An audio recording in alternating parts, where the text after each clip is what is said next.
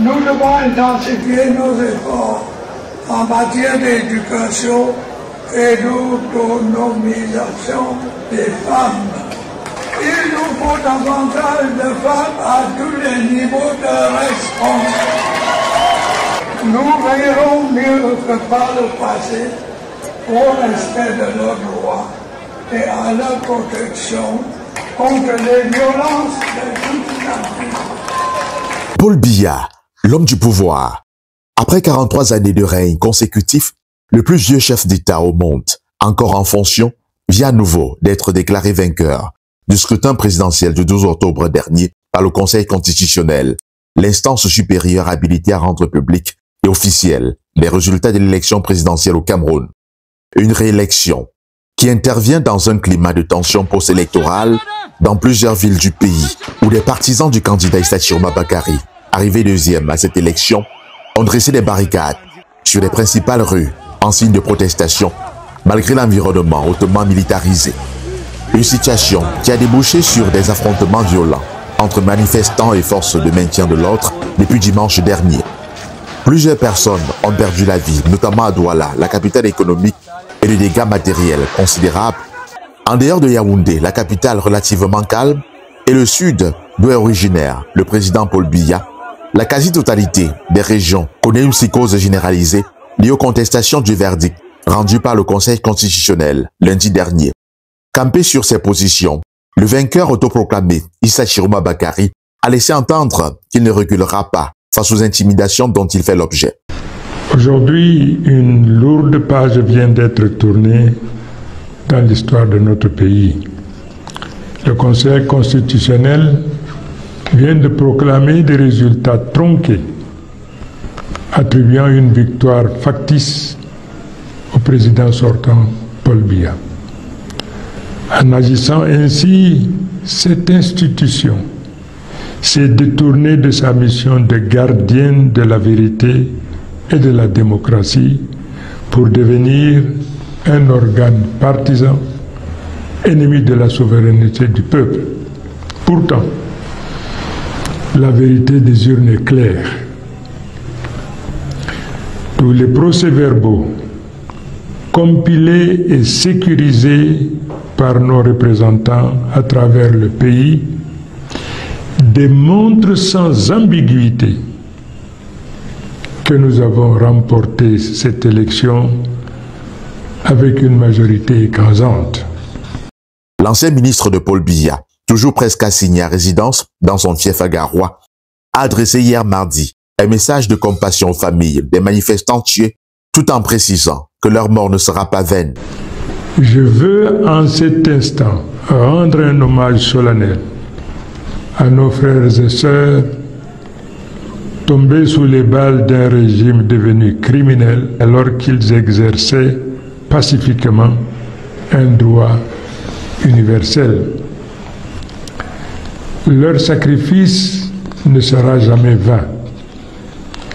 Leur sang nous rappelle que la liberté, la justice, la dignité valent plus que la peur et la répression.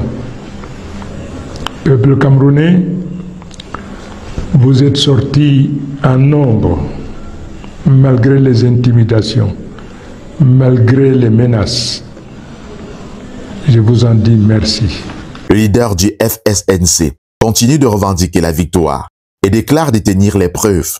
Il interpelle la communauté internationale à la rescousse et dénonce les arrestations aux faciès qui ont lieu depuis le début de ces contestations. Les tueries, les arrestations arbitraires, les intimidations. Mettre un pays à feu et à sang pour s'accrocher au pouvoir n'est pas seulement une faute morale. C'est un crime contre le peuple camerounais, contre l'humanité. Alors que le ministre de l'administration territoriale a annoncé mardi, lors d'un point de presse, que des poursuites judiciaires seront intentées contre lui et des centaines de personnes arrêtées pour incitation à la rébellion et destruction des biens. À la lumière des rapports des observateurs indépendants, nationaux et internationaux, ayant supervisé cette élection, Celle-ci s'est globalement déroulée dans la transparence et le calme sur toute l'étendue du territoire national.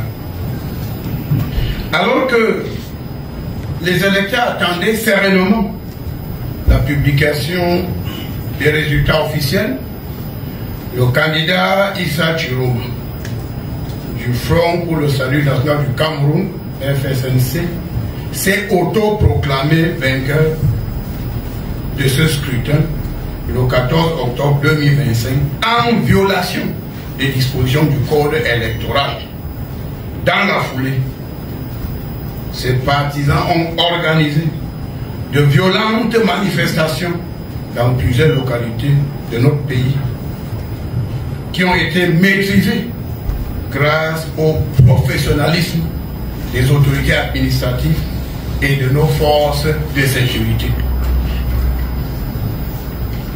Ce candidat irresponsable, obsédé par l'aboutissement du projet de déstabilisation de notre pays, a lancé à travers les réseaux sociaux des appels répétés à l'insurrection populaire en demandant aux Camerounais de descendre dans la rue pour défendre sa prétendue victoire. Répondant à ces appels à caractère séditieux, au mot d'ordre irresponsable, des groupuscules de jeunes agissant souvent sur les faits des stupéfiants ont semé le chaos dans différentes villes du pays, la veille et le jour même de la proclamation des résultats officiels de l'élection présidentielle par le Conseil constitutionnel. Plusieurs édifices publics, commerces et autres biens privés ont été incendiés, saccagés ou pillés. Sans être exhaustif, je voudrais mentionner l'incendie des sous-préfectures de Banja dans le Hong-Kong, Ngong, Figuil et Tchebois dans la Benue, du parquet de Guidel, du palais de justice de Tcham, de la mairie de Manjou, de la brigade de gendarmerie de Ngong, des antennes électriques de Ngong, Banja, Manjou, Figuil, des résidences des maires de Garoua, Manjou, Figuil, du matériel roulant de plusieurs unités de police et de gendarmerie. À Douala, des scènes de pillage et de vandalisme des biens publics et privés ont été enregistrés dans certains quartiers dans la ville. Stations, services, boutiques, magasins, commerces, j'en passe. Il convient de signaler qu'au cours de ces attaques criminelles, certains assaillants ont perdu la vie. Plusieurs éléments de nos forces de l'ordre ont également été grièvement blessés au cours de chauffourées avec des manifestants. Des enquêtes ont été ouvertes pour faire toute la lumière sur ces incidents malheureux. Je voudrais ici déplorer les pertes en vie humaine et exprimer ma profonde compassion aux familles endeuillées. Je tiens tout particulièrement à condamner avec la plus grande fermeté ces actes insurrectionnels et prémédités qui portent gravement atteinte à l'ordre public, à la sécurité et à la stabilité de notre cher et beau pays.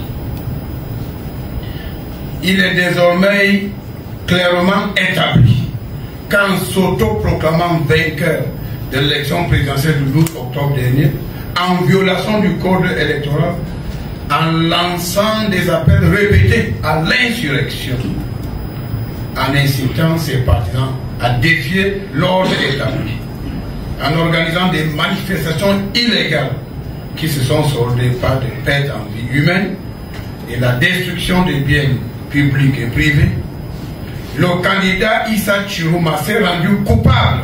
Cette réélection de Paul Biya, l'une des plus contestées après celle de 92, intervient dans un contexte où la malgouvernance et le clientélisme ont totalement assujetti la population qui peine à sortir du sous-développement.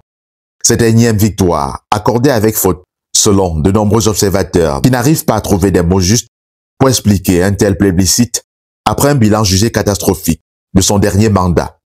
Paul Biya, à 92 ans, va donc remplir pour un nouveau mandat de 7 ans, en dépit du désamour exprimé par une bonne partie des Camerounais, ajouté aux irrégularités dénoncées par des acteurs engagés dans le processus électoral qui a conduit à sa réélection.